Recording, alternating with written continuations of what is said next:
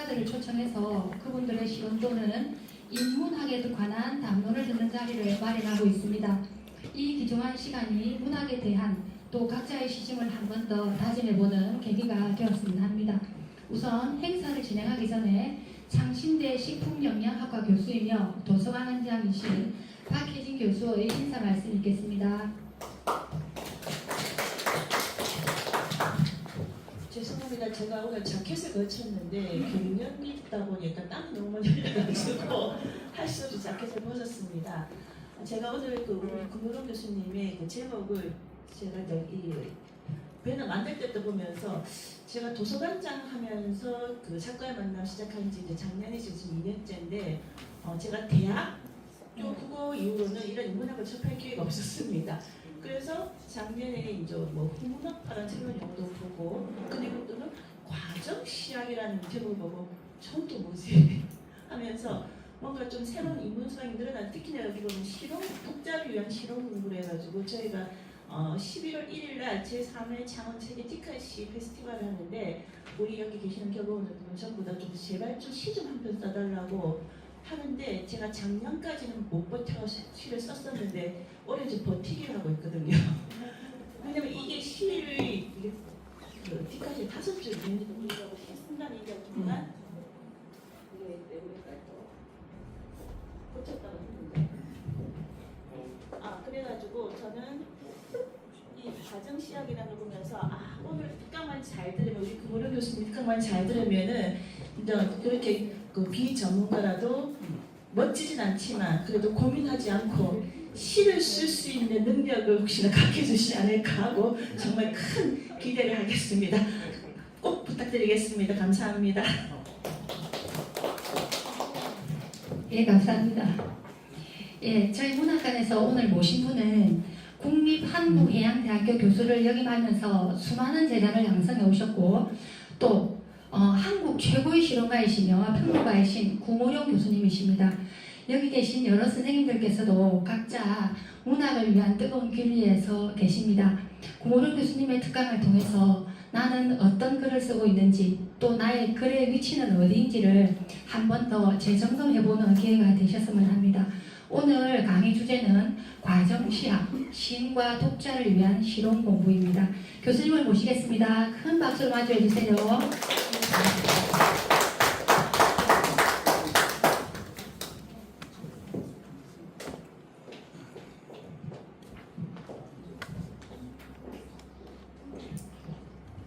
반갑습니다.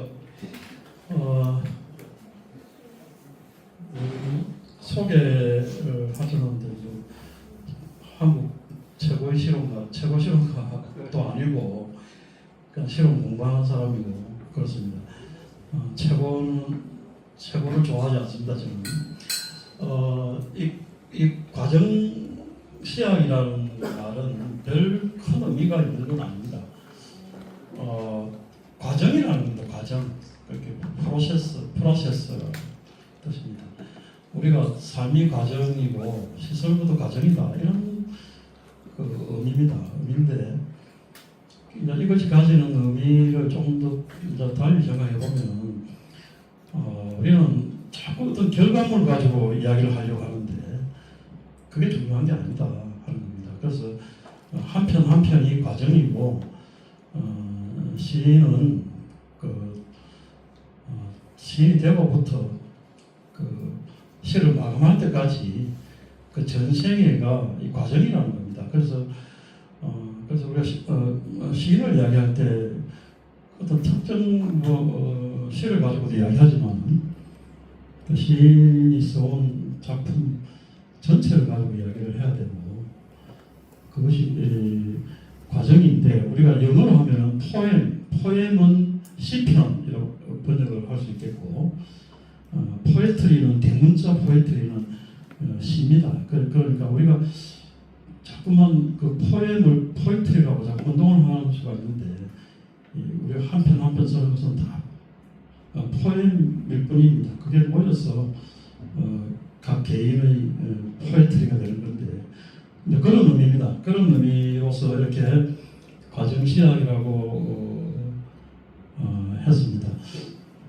시인과 독자를 위한 시로 먹으라고 한 말도 우리가 읽고 쓰는 것은 늘 병행되어야 될 문제니까 그래서 시인이든 독자 시인은 곧 독자고 독자하고 시인이고 이렇다고 생각하면 되겠습니다.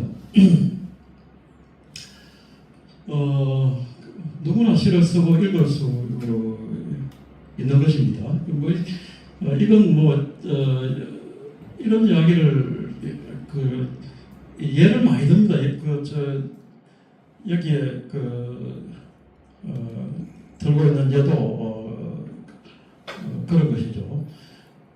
이게 할머니들이 쓴 시입니다. 시인데 경북 어디입니까? 칠곡? 예, 칠곡 할머니들 가운데 글자를 깨치지 못하는 분도 있었어요. 한글을 깨쳐가면서 시를 쓴 분도 있습니다. 그래서 이 칠곡 할머니들 시집이 여러 번 나왔습니다. 시인과 할머니들이 이렇게 어울려서 이런 일들은 칠곡에만 있는 게 아니고 각 지역마다 이런 일들이 지금 많이 있었죠.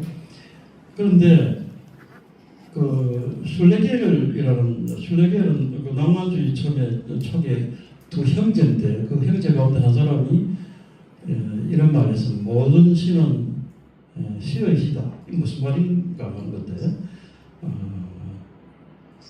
모든 사람에게 시가 있습니다. 마음에 시가 있고 느낌이 있고 감정이 있고 다 있는 거예요. 그래서 그걸 밖으로 표현을 하면은 이제 우리가 흔히 시라고 하는 시가 나오는 겁니다. 그런데 언어가 되는 과정이 이제 필요한 건데, 그래서 이런 이야기는 순례길만 한 게 아니고 조지훈 시인도 그런 말을 했습니다. 선시가 있고 후시가 있다 이런 말을 했어요. 선시는 시를 쓰기 전에 마음에 있는 게 선시고, 불교에서 이야기하는 선이 아니고 앞선자, 그렇게 마음에 먼저 시가 있고 그게 언어로 표출되면 그게 후시다. 그래서 우리가 흔히 시인들이 쓴 시라고 하는 건 후시일 뿐이다 이렇게 조지훈 시인도 그런 이야기를 했습니다. 그래서 누구나 시인이 될 수 있다는 거, 누구나 시를 쓸 수 있는 것입니다. 그것의 아주 중요한 사례가 이 칠곡 할머니들입니다. 소화자라는 할머니가 시가 뭐고 이런 제목으로 시를 썼습니다. 논에들에 할 일도 많은데 공부 시간이라고 일도 먹고 헛둥짓둥 왔는데 시를 쓰라 하네. 시가 뭐고 나는 시금치시 배추시만 아는데. 아주 솔직하지 않습니까? 솔직한 마음을 그대로 이렇게 표현을 한 겁니다. 우리가 자꾸 시는 어려워야 한다, 낯설게 해야 된다, 은유가면서 해야 된다. 이게 잘못된 시론입니다. 시는 자기 마음을 진솔하게 표현하는 데 이제 시가 시작되는 것입니다. 이제 이런 예를 볼 수가 있는데, 이분들 칠곡 이분들 영화도 만들고 했습니다. 그 다음에 곡성에서도 이제 시인할래 이런 곡성에서도 이런 작업들을 하고 영화를 만들기도 했는데, 해당화와 나라는 이 어르신의 시를 보면 목숨은 철호와 같아서 한 번 가면 다시 못 온다. 허나 명사심리 해당하여 꽂힌다고 서로 말하라. 내년 봄이면 그 꽃 다시 만날 수 있으니. 아주 그 할머니가 그냥 노년의 느낌을 해당하와 나 이렇게 표현한 겁니다. 그러니까 시의 출발은, 시작은 느낌을 진솔하게 아주 직접하게 이렇게 표현하는, 표현이라는 게 바로 자기 안에서 밖으로 나오는 게 표현입니다. 익스프레션이라는 게 안에서 밖으로 나오는 게 표현입니다. 그래서 자기의 느낌을 진솔하게 표현하는데, 그 문제는 이제 관념을 얘기하면 안 안 되죠. 뭐 사랑이 죽음이 이런 소리 하면 안 된다. 그러니까 항상 느낌을 사물로 이야기한다는 것인데 이런 아주 간단한 저분들이 저 어르신들이 실험을 알아서 이런 식으로 쓴 게 아닙니다. 그 해당하고 나하고 이 관계를 사물과 나의 관계를 가지고 그 노년의 어떤 그런 마음을 표현한 겁니다. 그러니까 어렵지가 않죠. 자 이렇게 해서 누구나 시인이고 누구나 시를 쓸 수 있다 하는 이야기를 했는데 또 하나 예를 들면은 패터슨이라는 이 영화입니다. 이 패터슨이라는 것은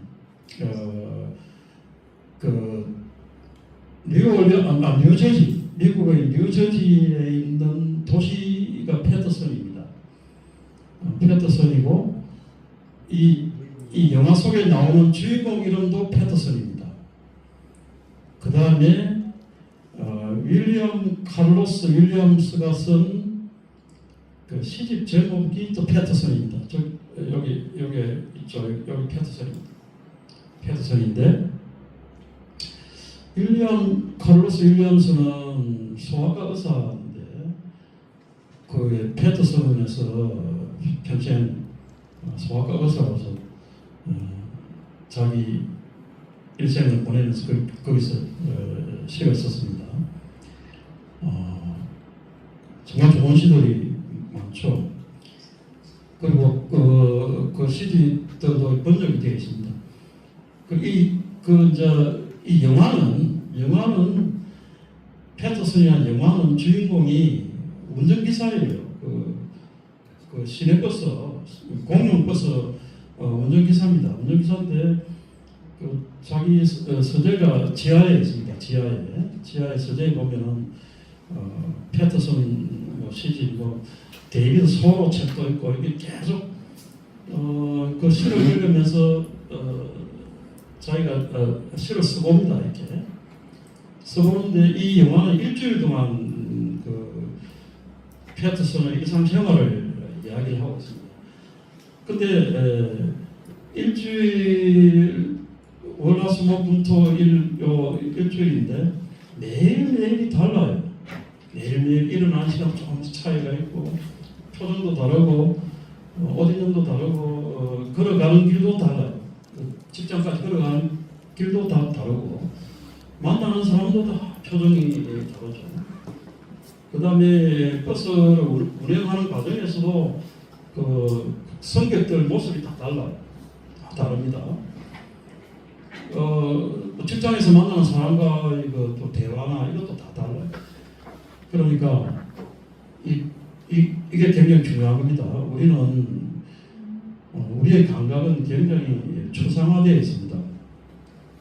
추상화되어 있다는 건 뭔가 하면 매일매일 똑같다고 생각하는 거예요. 그리고 이 지각 능력이 굉장히 쇠퇴해 있습니다. 우리가 이미지 시대에 이 감각이 둔화되어 있습니다. 둔화되어 있어가지고 매일매일 그 날씨도 다르고 다 다른데 지나가는 돌멩이 하나 다 다르단 말이죠. 다른데 그 길 앞에 있는 돌멩이 전봇대든지 다 달라요. 다른데 그걸 이제 이야기를 하고 있습니다. 이 운전기사는 그 매일 자기가 지각한 것을 그대로 이렇게 시를 씁니다. 그러면서 또 그 지하에 윌리엄 칼로스 윌리엄스 그 시를 읽으면서 나름대로 이제 그 시의 리듬이라든지 이런 걸 또 공부를 해요. 공부를 하고 그리고 자기 자신이 시인이라고 생각하지 않습니다. 그냥 쓰는 거예요. 근데 이 영화를 한번 꼭 보십시오. 보면은 아주 재밌는 그런 광경들이 많습니다.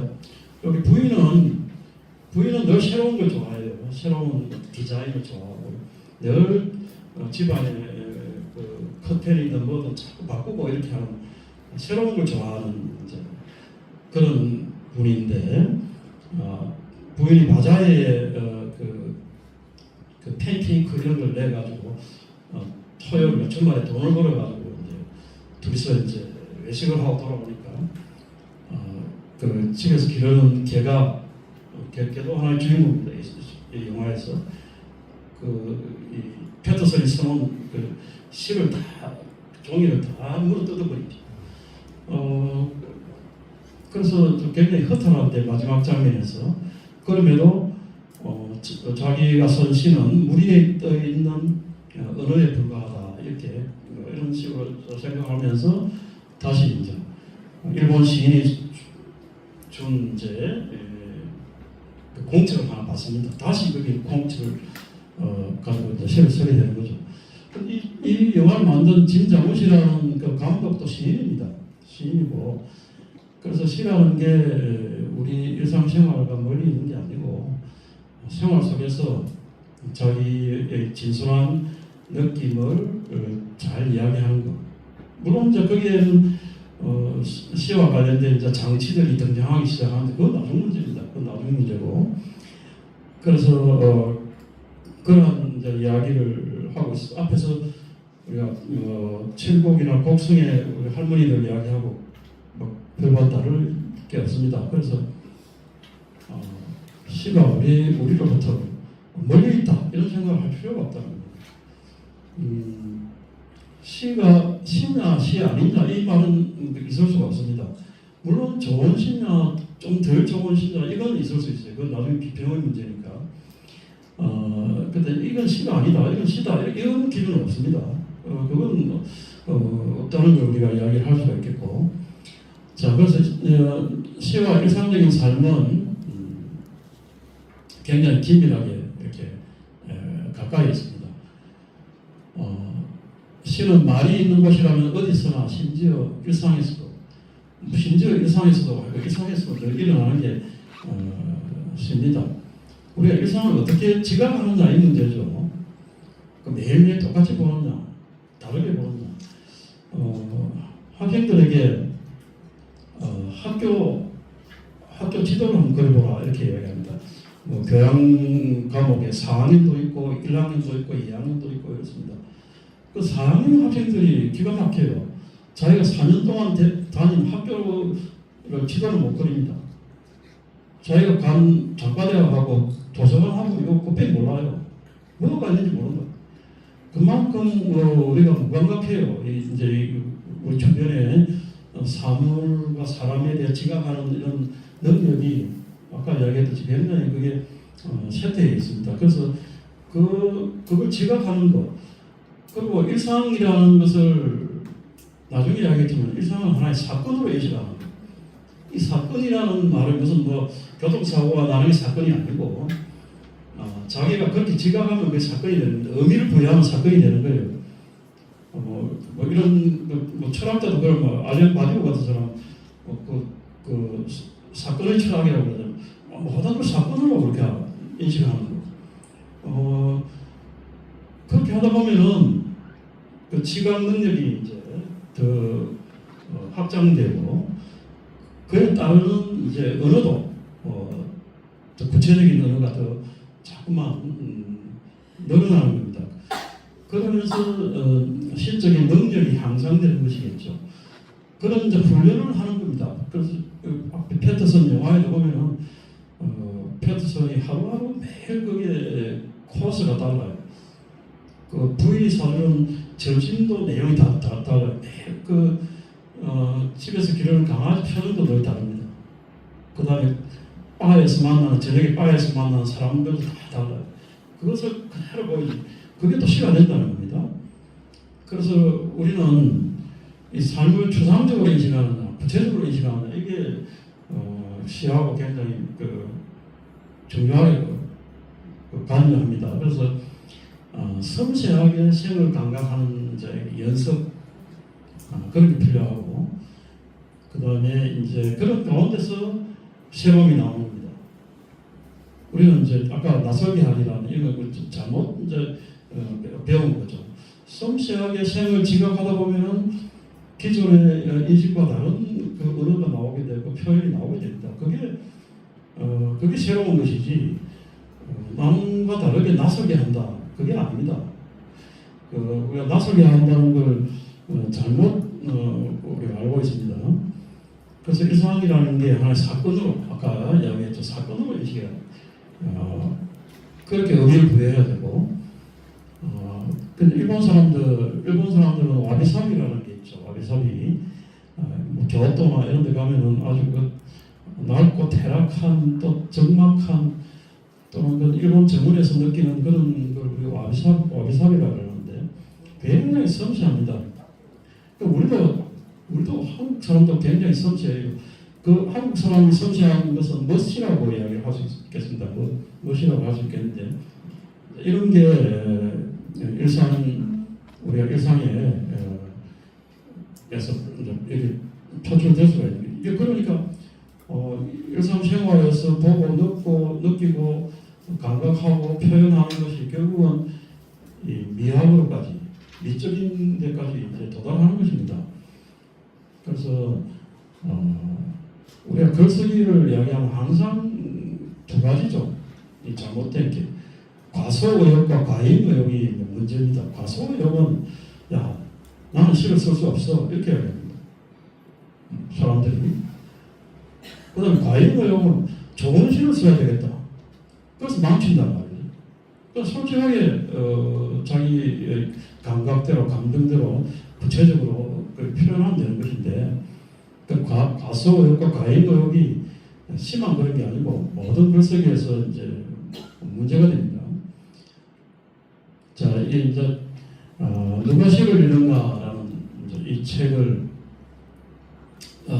이야기할 수 있겠는데 우리는 요즘 들어서 시를 많이 읽지 않는다. 사람들이 시를 많이 읽지 않는다. 라고 이야기합니다. 그렇지 않습니다.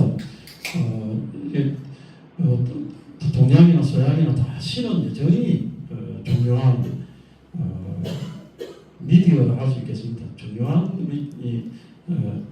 삶의 장르인데 누가 시를 읽는가라는 저 책을 보면은 뭐 의사, 경제학자, 가수, 철학자, 철공 노동자, 군인, 정치가, 과학자, 영화감독, 기자, 생태학자, 교사, 작곡가, 사진가, 편집자, 평론가, 큐레이터, 야구선수, 배우, 만화가, 변호사 이런 사람들이 다 시를 읽은 이야기를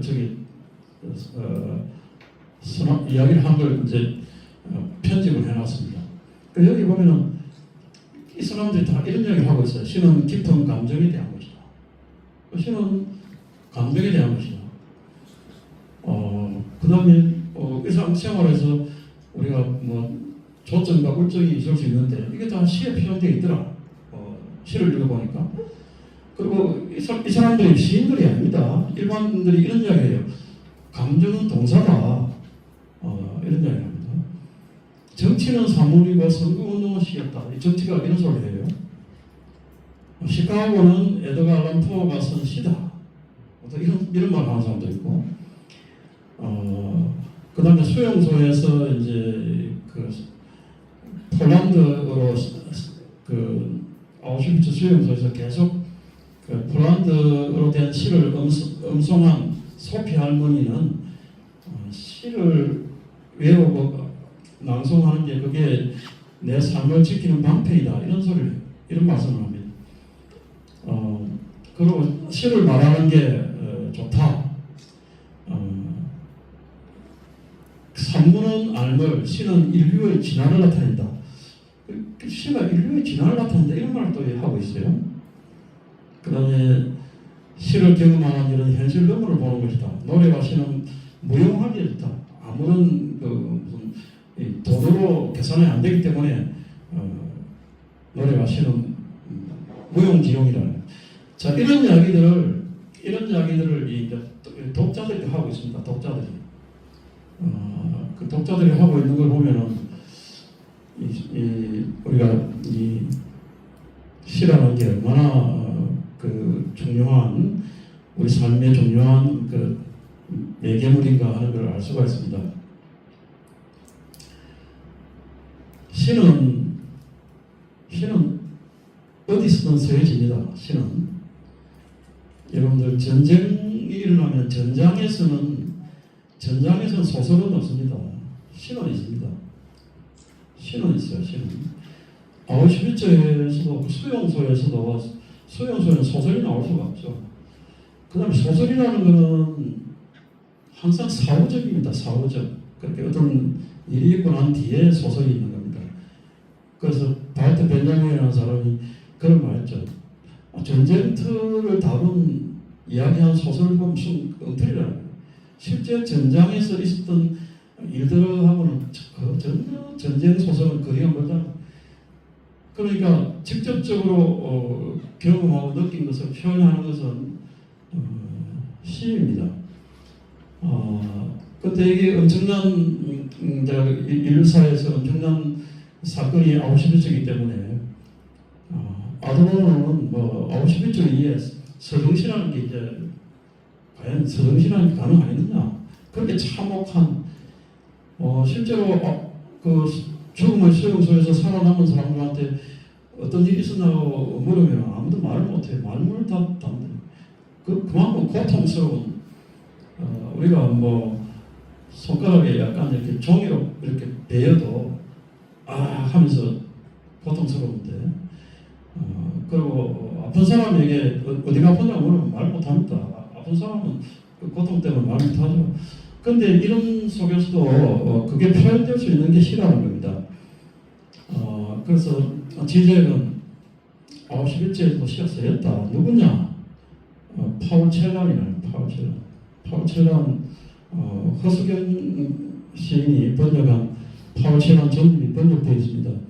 수용소에도 아까 앞에 얘기한 소피 할머니도 시를 암송을 했죠. 그래서 이런 거 앞에서 우리가 독자들이 이야기하는 거 이런 걸 종합해 보면 칠곡 할머니부터 쭉 이야기해서 종합하면은 시는 인간의 운명과 본성과 함께하는 그런 장르. 그러니까 문학 장르를 이야기할 때 소설하고 시 이렇게 그렇게 이야기할 문제가 아니고 우리 성격을 달리 봐야 됩니다. 시는 인류가 이 삶을 이야기하면서부터 시가 있었습니다. 그러면 시가 있고 이야기가 있었죠. 소설은 뭐냐면 소설은 이야기가 끊어지면서 소설이 있는 겁니다. 소설은 이야기가 끊어지면서 이야기는 할머니가 호랑이 담배 피우는 시절 이렇게 공동체가 있는 시절에 나오는 게 이야기와 시입니다. 그럼 그런 이제 그 시절부터 있던 게 시와 이야기고 소설은 이야기가 끊어진 그 현대 자본주의 사회에서 이제 그런 소외된 삶 속에서 나오는 게 소설입니다. 그러니까 우리가 오늘날 시와 소설을 나란히 놓고 늘 이 두 개의 장르를 이야기하는데 성격이 완전히 다릅니다. 그러니까 시는 굉장히 인류학적인 장르, 그렇게 인간의 삶과 함께하는 장르라는 겁니다. 그래서 그런 점에서 이제 우리가 시라는 것은 모든 삶과 함께 하는 것이고 모든 사람들을 더불어서 존재하는 게 시다 이렇게 이야기할 수 있겠고 그 다음에 누구나 다 쓸 수 있는 게 시다 이렇게 할 수 있는데 윤흥현 그 작가가 소설가가 돌아가셨죠. 윤흥현 작가가 그 러시아 여행을 하고 쓴 소설이 있습니다. 거기에 뭐가 나오냐면 러시아의 농촌에 아주 가난한 농촌에 갔는데 그 농촌에 그 농민들이 푸슈킨 전집을 집에 두고 읽고 있더라고요. 그렇게 놀랍죠. 그러니까 그런 게 시라는 겁니다. 자 우리가 동서의 시간에 동서에서 시를 이야기하는 걸 보면은 그 앞에 이야기하는 거 다를 바가 없습니다. 우리 시경의 시 300편이 사무사다. 그러니까 그 사무사는 마음에 사특함이 없다. 이걸 잘못 해석해가지고 시경 300편의 시들이 사특함이 없다. 라고 해석을 하는데 잘못된 겁니다. 시경 300편을 보면 엉탕한 시도 있고 그래요. 아주 재미없는 시도 있고 좀 욕설에 가까운 시도 그래요. 근데 왜 공자가 시를 사무사라 했느냐? 바로 저 사무사에 이르는 과정을 말하는 겁니다. 그 시를 쓰면서 사람의 마음이 그렇게 그 사무사를 향하는 이제 그런 걸 이야기하는데 결국 그건 이제 시언지론하고 관계가 있습니다. 시언지의 지자를 지금 파자를 하면은 마음심 더하기 갈지자입니다. 마음이 가는 바입니다. 시는 마음이 가는 바를 표현하는 것이다. 이런 뜻입니다. 근데 흔히 시를 갖다가 언어의 절이다. 시자를 갖다가 저걸 말씀원에다가 절 사자로 생각해가지고 잘못 그 해석을 하는데 시의 말씀원 옆에 있는 게 지금 절사가 아닙니다. 적어도 역시 지혜라는 뜻과 연결됩니다. 그러니까 그러면 이걸 좀 더 확장해서 이야기하는 경우가 시는 천지의 마음을 향한다. 그러니까 처음에는 자기의 마음에서 시작해가지고 그 다음에 계속 이게 마음이 이제 이렇게 사물로 타자로 결국은 이 천지 우주로까지 이렇게 연결되는 이런 과정이 시라는 겁니다. 그러니까 바로 우리가 뭐 천지의 마음을 표현한다 이런 게 아니고 자기 개인의 지각과 정서가 언어로 표현되는 과정들이 그 삶의 과정하고 함께하면서 점점점 그게 시적인 지향이 확장되는 거죠. 그걸 이제 현상학에서는 지평이라고 그러죠. 지평. 그게 현상학에서는 지평이 시의 지평이 확장된다. 시의 지평이 커진다. 이렇게 이야기하는 거죠. 그래서 그런 이제 이야기가 앞에서 제가 그 모두에서 말씀드린 과정시학인데 이 동아시아 시학은 과정시학입니다. 과정시학이고 근데 이제 그 서구에서의 그 시는 처음부터 이 과정시학은 아니죠. 플라톤은 이데아를 모방하는 게 시인인데 그 모방은 이제 2차적인 거란 말이죠. 그러니까 철학자는 이데아를 추구하는 사람이고 근본을 추구하는 사람이고 시인은 이제 이데아를 모방하는. 그래서 추방해야 한다 이런 이제 그 이야기를 했죠. 그다음에 아리스토텔레스는 또 좀 더 다른 이야기합니다. 뭐라고 이야기하면 시는 자연의 모방이다. 자연의 모방이라 하니까 우리 동아시아하고 같은 거 아니냐? 그게 아닙니다. 식물이 꽃이 피우고 열매를 맺듯이 사람도 뭔가를 생산해내야 한다. 이 생산의 의미입니다. 생산. 그 오늘날 우리가 그 시인들이 갖고 있는 또 생각들 가운데 이 생산의 의미가 그 많습니다. 시 한 편 한 편을 가지고 남과 다른 작품을 새롭게 써가지고 뭔가 그걸 가지고 어떻게 해보자. 그게 중요한 게 아니라는 겁니다. 저는 그런 것보다는 과정 취향이 중요하다. 그래서 어떤 경우든 시는 다 중요하고 의미가 있습니다. 모든 시인의 작품은 다 개별성을 가지고 있는 거예요. 모든 시인의 작품은 다 소우주입니다.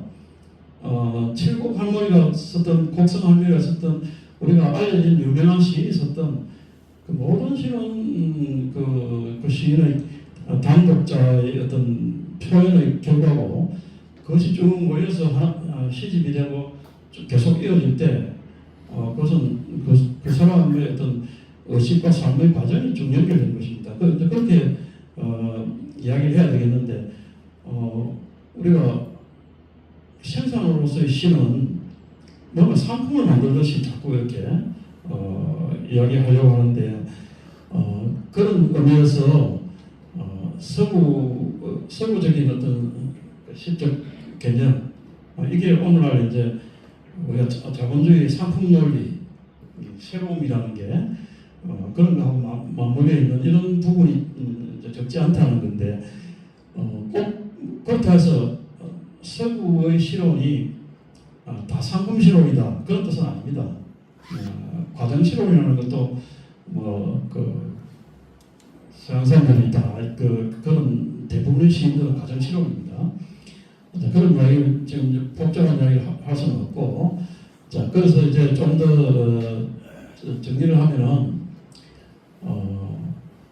자 시는 그러면 시는 자기를 표현하는 것인가? 자, 이런 이야기를 할 수가 있습니다.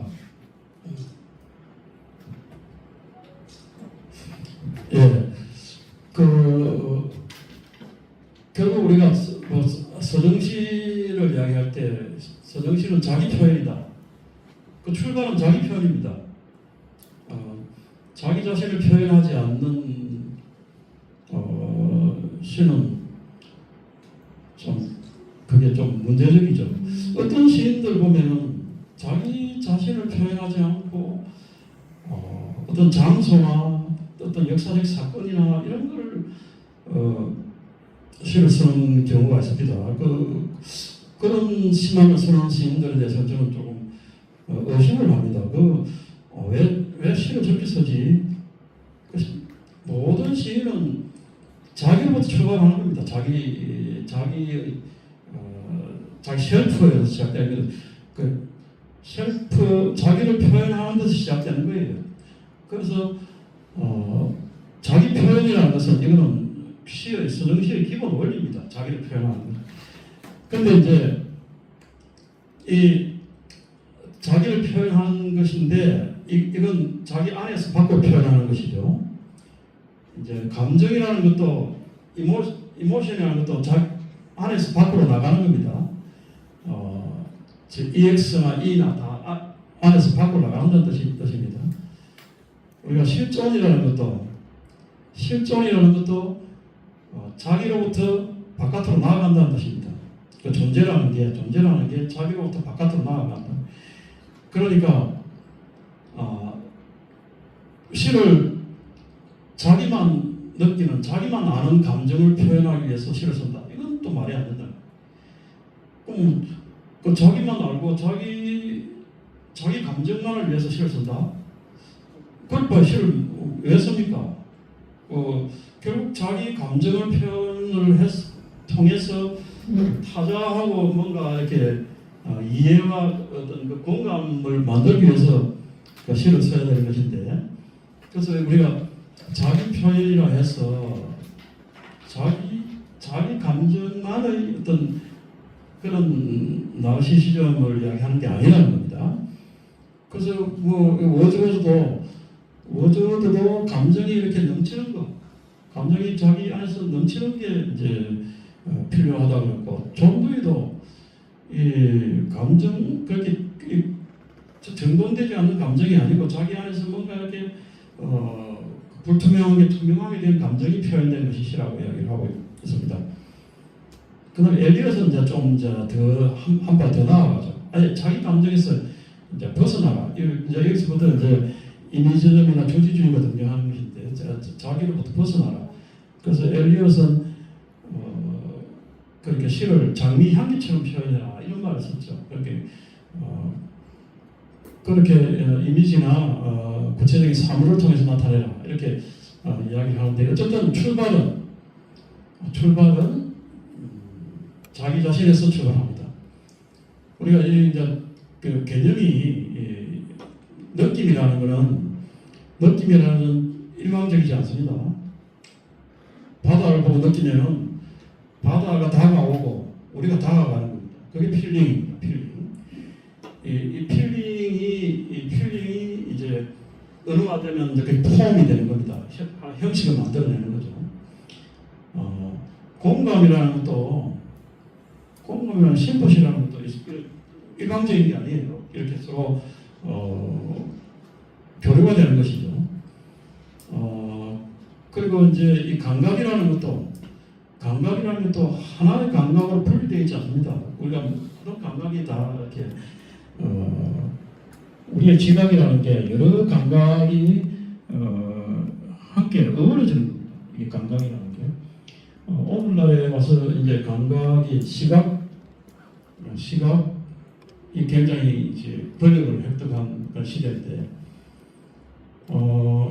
시인은 그 시각의 그 권력에서 그게 매몰돼서는 안 되겠죠.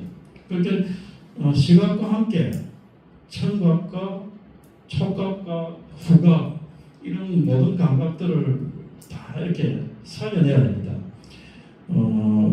그래서 공감각이라는 게 굉장히 중요하다 하는 것이고, 그 다음에 용어상으로 감성은 자기중심적인 겁니다. 감수성은 앞에서 이야기한 느낌이나 공감처럼 타자와 공감하는 것입니다.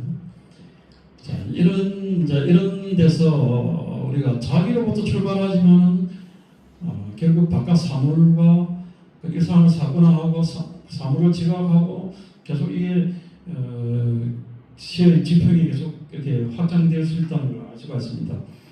그런 과정들이 시를 쓰면서 계속 그렇게 진전이 있어야 되겠죠. 시인의 삶과 의식과 더불어서 그러지 않고 뭐 늘 똑같은 느낌, 똑같은 뭐 그런 감정을 표현하려고 한다면은 시를 왜 씁니까? 시를 통해서 뭔가 우리가 삶의 변화를 일으켜야 될 거 아닙니까? 그렇습니다. 그래서 우리가 환기시학이라는 가능시학, 사건시학 이런 이제 그 시학 이론들이 이제 많이 등장하는데, 환기시학이라는 시를 읽을 때 이런 사람에게 시가 우리를 환기하고, 시를 쓸 때도 사물과 타자와 이게 우리를 환기한다는 겁니다. 이렇게 환기한다는 거. 그 감흥은 이 언어 이전에 우리가 몸으로 감각으로 이렇게 먼저 만나는 겁니다. 그게 김수영이 온몸시야. 자기는 시보다 더 이제 자기 몸이 더 앞서 가고 있다. 시는 뒤따라간다. 이런 소리를 하는데 그 헛소리가 아닙니다. 그러니까 그런 정도로 우리의 어떤 오감과 지각이 열려 있어, 깨어 있어야 된다 하는 이야기입니다. 그다음 사건시학은 일상의 변화를, 일상의 낱낱의 변화를 이 사건으로 이렇게 인식하고 그걸 지각하고 그게 의미를 부여하는, 자 이런 이야기를 할 수 있는데, 결국은 시는 자기 표현이면서 결국 자기로부터 계속 벗어나려고 하는 모순된 행위다, 이렇게 이야기할 수 있겠습니다. 그러나 결국 자기 문제입니다. 결국 자기 자신의 문제죠. 자, 우리가 서정시는 뭐 과거를 해상한다고 이야기를 많이 이야기합니다. 에밀 스타일러 같은 시론가는 서정시는 회감이다. 과거를 돌아보는 것이다. 우리가 서정시하면 유년을 이야기하고 고향을 이야기하고 그러죠. 시가 해상하는 과거는 그냥 과거가 아니다. 고향, 유년, 이런 거죠. 오늘날 와서는 이런 회상의 의미가 약화되어 있습니다. 가령 이제 우리가 지금 여기 오신 분들은 뭐 어린 시절에 농촌 자연과 더불어서 성장을 하셨기 때문에 과거를 회상하는 게 상당히 중요한 의미를 가지고 있습니다. 왜냐하면 거기에 가장 순수한 것이 있기 때문입니다. 그러니까 그 과거를 회상을 통해서 지금의 자아를 되새겨보는 행위가 되는 것이거든요. 그렇기 때문에 이게 이제 우리가 전통 서정시는 과거를 회상하는 게 굉장히 중요하게 생각합니다. 그래서 오늘날의 그 사회적 자아, 떼묻고 훼손된 이 자아로부터 과거의 순수한 자아를 회상함으로 해서 자기 자신을 반성하고 새로운 자아로 나아가는 그 과정이 서정시의 문법입니다. 이게 서정시의 변정법이에요. 근데 이게 오늘날 도시에서 성장한 시인들은 그런 걸 이야기하지 않습니다. 그래서 오늘날 현대시에서는 이런 이제 의미들이 많이 이제 사라졌죠. 그러나 이제 마냥 과거만 이야기한다. 마냥 과거만 이야기한다. 우리 박재상 시인은 참 좋은 시인인데 너무 지나칠 정도로 과거만 이야기 많이 했어요. 유년 시절, 어린 시절. 그러면은 이제 아주 순수한 시절만 이야기를 하다 보면은 아까 이 과정 시작이 못 되는 거예요. 그러니까 그 과거에 매몰되는 것이겠죠. 그래서 우리가 과거를 회상하는 시는 현재를 되돌아보기 위해서 필요한 것이지 그게 서정시의 근본 문법이라는 건 아닙니다. 그걸 통해서 다시 현재로 되돌아와야 됩니다. 그래서 과거에 매몰되면은 자기만의 세계에 갇히게 되는 것입니다. 그건 굉장히 위험한 시적 지향이 될 수가 있습니다. 그래서 가령 그런 걸 파시점적 감성 이렇게 얘기하십니다. 가령 히틀러 독일의 게르만 민족의 과거의 영광, 과거의 아름다움, 과거의 순수성 이걸 고집하게 되면 타자가 배제가 되는 겁니다. 우리 한 개인에게 있어서도 자기 어린 시절 유년의 아름다움 이것만 계속 이야기하면 현재의 사회적 자아나 또는 타자와의 어떤 공감의 집중은 사라지거든요. 그래서 서정시에서 과거를 회상하고 과거를 이야기하는 것의 의도는 현재로 돌아와서 나의 시시점을 극복하고 새로운 자아로 그렇게 새로운 자기로 나아가는 과정이 되어야 한다 하는 걸 알 수가 있습니다. 기쁨을 이야기하는 게 시가 아닙니다. 시는 슬픔을 이야기하는 거죠. 인간은 슬픈 존재입니다. 슬픔이 본래 서정시는 그리스의 서정시도 그렇고 동아시아의 서정시는 구른의 이소도가 있어. 구른부터 시작인데 다 그 슬픔을 이야기하는 데서 시작됩니다. 그래서 서정시의 기운은 비가입니다. 엘레지입니다. 엘레지. 소설을 자아와 세계가 대결하는 이 사회와 개인이 부딪히는 게 현대 소설이다. 맞는 얘기입니다. 근데 시는 단절에서 시작됩니다. 단절. 뭔가 이 세상과 내가 단절되어 있다 하는 그런 감각에서 시작합니다. 이 비극적인 감성이 오히려 시의 기원입니다. 근데 그런 어떤 인식이 많이 옅어졌습니다. 사실상 비극에 가까운 게 오히려 시입니다. 서정시입니다. 그래서 그런 것인데 이 단독자, 실종, 그 다음에 사회로부터 단절 이런 것들을 그런 어떤 슬픔을 넘어서려 하는 그런 과정들이 시기 때문에 그 시는 기쁨보다 슬픔을 표현한다 이렇게 이야기할 수 있겠습니다. 그리고 시는 이제 고통,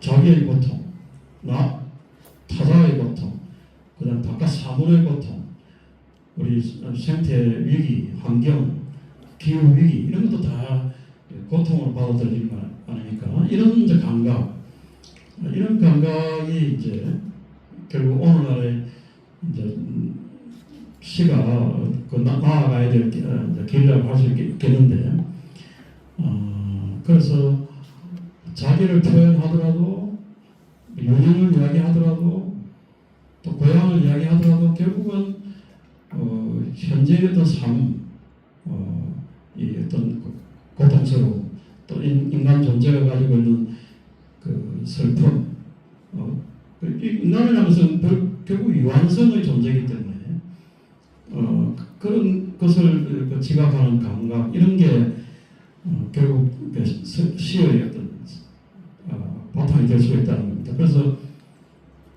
우리가 사물을 만나서 시로 이야기할 때 그런 감각을 가질 때 훨씬 더 그 사물과 더 투명하게 만나지는 것입니다. 꽃을 보든 뭐 풀을 보든 새를 보든 바다를 보든 우리가 어떤 그 사물과 만나 경우에도 그런 어떤 생동하는 감각이라는 건 뭔가 하면 결국은 이 존재의 유한성 그런 이제 인식 지각에서 비롯된다는 걸 알 수가 있습니다. 그래서 그러한 생각들이 결국은 자꾸 자기로부터 바깥으로 나가게 해요. 그러니까 우리 동양 철학에서 합벽이라는 게 있습니다. 닫고 열고 이걸 거듭 반복하는 거죠. 우리 세계리즘이라는 것은 결국 자기로부터 타자로 자기로 계속 이렇게 끊임없이 운동하는 겁니다. 끊임없이 운동하는데 그러면서 조금씩 이렇게 그 지평이 이제 확장되는 것이죠. 그래서 그런 과정들이 시를 시편이겠죠. 시편들을 더 진전시키고 더 의미 있게 만드는 그런 것이라고 할 수가 있겠습니다. 자, 그래서 우리가 오늘날 우리가 시를 이제 이렇게 쓰는 이유는 정말 갈수록 우리의 삶은 초상화되어 있습니다. 초상화되어 있고 어떤 사람은 컨테이너화되어 있다 이런 말을 합니다. 여러분 컨테이너 제가 이제 한국 해양대 근무를 했기 때문에 이 배를 보면은 범선 시대가 제일 멋진 시대입니다. 조지프 컨네드가 해양문학의 본질은 범선 시대이다. 여러분 범선은 바람으로 조류의 힘으로 움직이거든요. 그 얼마나 구체적입니까? 거기는 막 삶이 있습니다. 그 다음에 전기선이 등장하고부터는 해양문학이 있다. 컨테이너가 등장하면서부터는 아무것도 없어요. 자, 이걸 왜 이야기하는가 하면 오늘날 우리의 삶 자체가 컨테이너가 되어 있습니다. 정말 초상화되어 있어요. 이게 초상화되어 있습니다. 그래서 이런 데 저항하는 것. 그렇게 시를 쓰는 행위만으로도 오늘날의 이 초상화된 삶에 거기에 뭔가 틈을 만들어 이제 어떤 빗금을 치는 이런 행위가 될 수 있다. 그러니까 우리의 그 구체적인 감각을 회복하는 거죠. 그리고 이 추상적인 것은 좋을 게 없습니다. 추상적인 게 왜 좋습니까? 개별성이 하나 다 사라지는 거예요. 시는 개별적이고 구체적인 거예요. 구체적이라는 말은 그 영어로 콘크리트라는 우리 콘크리트 하니까 저 무슨 시멘트하고 자갈하고 섞어놓은 콘크리트 원래 어른 콘크리트는 함께 한다는 뜻입니다. 함께. 우리는 콘크리트 추상화되어 버리는데 원래 구체적이라는 것은 낱낱이 다 살아있는 낱낱이 다 살아있는 그것을 우리가 샐러드 바울에 들어있는 그 야채들이 하나하나 다 살아있는 듯이 그런 삶을 지향하는 게 시입니다. 그래서 우리 오늘날 우리 삶이 굉장히 추상화되고 있는데 교환같이 지배되고 또 도시적 삶도 추상화되어 있고 그런 가운데 우리의 감각은 계속 쇠퇴해가고 있습니다. 거기다가 이제 디지털 기술은 더 발달해서 이제 AI 시대가 오면 AI가 시를 쓴다든지 이런 시대에 오면 더욱더 우리 인간의 감각은 더 쇠퇴할 수가 있는데 그렇기 때문에 시는 더 중요하다. 아까 앞에서 시는 인류학적인 장르가 되겠죠. 시는 인간학적이고 인류학적이고 시는 있어야 돼. 시는 영혼이 있어야 돼. 시가 없는 삶은 인간의 인간이 멸종이 되는 것과 다를 바 없다고 이야기를 할 수 있겠습니다. 그래서 그 시를 읽고 쓰고 이런 행위 자체는 우리가 구체적인 감각을 회복하고 그 생의 섬세한 활력을 회복하는 그런 아주 그런 즐거운 과정이다. 그렇기 때문에 우리가 시의 사유화를 경계해야 됩니다. 시의 사유. 우리가 뭐 어떤 유명한 시인들 그런 시인들을 자꾸 보니까 그 유명한 시인들 개인이 갑자기 유명해진 게 아닙니다. 아주 오랫동안 시를 쓰고 그렇게 해서 많은 사람들이 독자가 시를 읽고 해서 그 사람이 유명해진 것인데 그것만 보고 있다 보면은 자꾸 나도 뭐 이렇게 시를 써서 유명해져야지 이렇게 생각하면 곤란하다. 시는 그 개인이 사유하는 문제가 아니고 사유화의 대상이 아니고 시는 공유물입니다. 공유물. 우리 삶 속에 있는 시고 그래서 시는 결국은 자기를 표현하는 것이지만 타자와 함께 사물과 함께 우리 삶과 함께하는 그런 것이고 그런 과정으로 계속 우리 스스로를 바꾸어가는 그런 노력 속에 시가 있다 이런 이야기를 할 수 있겠습니다. 이 정도로 제 말씀을